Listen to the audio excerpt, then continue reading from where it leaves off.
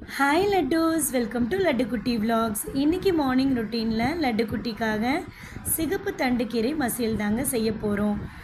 அதனால் நான் என்ன பண்ணியிருக்கேன் அப்படின்னா, ப்ளெயின் வாட்டரில் கொஞ்சமாக மஞ்சள் தூள் உப்பு போட்டு அந்த சிகப்பு தண்டுக்கீரையை அலசி எடுத்துக்கணுங்க. எங்கள் ஊரில் இந்த கீரையை சிகப்பு தண்டுக்கீரைன்னு சொல்லுவோம். உங்கள் ஊரில் நீங்கள் என்ன சொல்லுவீங்க அப்படின்றது கமெண்டில் சொல்லுங்கள். நெக்ஸ்ட்டு கஞ்சி தாங்க ரெடி பண்ண போகிறோம். இன்றைக்கி என்ன கஞ்சி ரெடி பண்ண போகிறோம் அப்படின்னா, பார்லி வச்சு கஞ்சிங்க.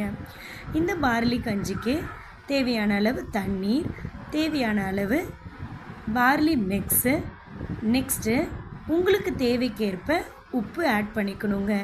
இது தாங்க இந்த ரெசிபியோடைய விஷயங்கள். இதுக்கு நம்ம மெனக்கெடணுன்ற அவசியமே கிடையாது. இதுக்கப்புறம் நல்லா ஸ்டிர் பண்ணிவிட்டு பாயில் பண்ண விட்டீங்க அப்படின்னா கஞ்சி ரெடி ஆகிடுங்க. இந்த கஞ்சியை எப்படி ரெடி பண்ணணும் அப்படின்னா, இதோடைய முழு வீடியோ தனியாக நான் போடுறேங்க உங்களுக்கு. இதோடைய பார்லியோடைய கஞ்சி பொறுத்த வரைக்கும் நம்ம முழு அரிசியை கஞ்சி வச்சோம் அப்படின்னா நம்மளுடைய உடலுக்கு டைரெக்டாக அதோடைய ஊட்டச்சத்து போய் சேராது. அதனால் பார்லியை ட்ரை ரோஸ்ட் பண்ணிக்கோங்க. ட்ரை ரோஸ்ட் பண்ணும் போதே உங்களுக்கு தேவையான ஸ்பைசஸ் ஆட் பண்ணிக்கலாம். சீரகம், மிளகு, சோம்பு, இந்த மாதிரி உங்களுக்கு என்ன தேவையோ அதை ஆட் பண்ணிக்கோங்க. ஆட் பண்ணிவிட்டு மிக்சியில் போட்டுக்கிட்டீங்க அப்படின்னாலே அன்னைக்கு கஞ்சிக்கு ரெடியாக இருக்குங்க. நான் மிக்சியில் எங்கள் ஃபேமிலிக்கு எவ்வளோ தேவையோ அதை நான் அரைச்சிக்கிட்டேங்க. அவ்வளோதாங்க.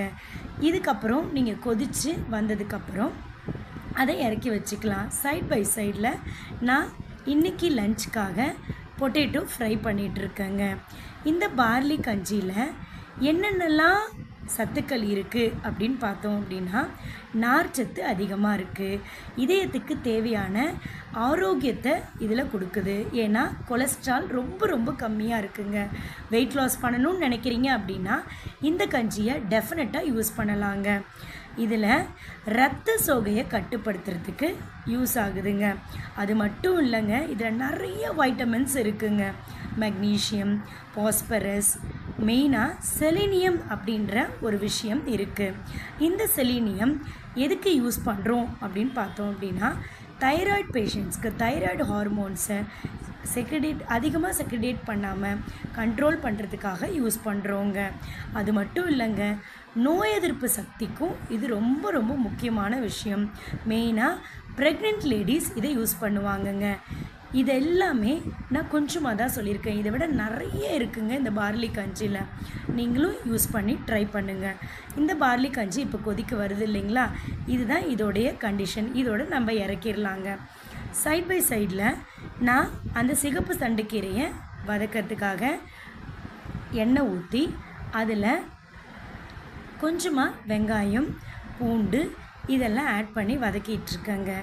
இந்த சிகப்பு தண்டுக்கீரையில் என்னென்னலாம் சத்து இருக்குது அப்படின்னு பார்த்தோம் அப்படின்னா, இரத்த சோகையை போக்குற மெயினான ஒரு விஷயம் இருக்குங்க.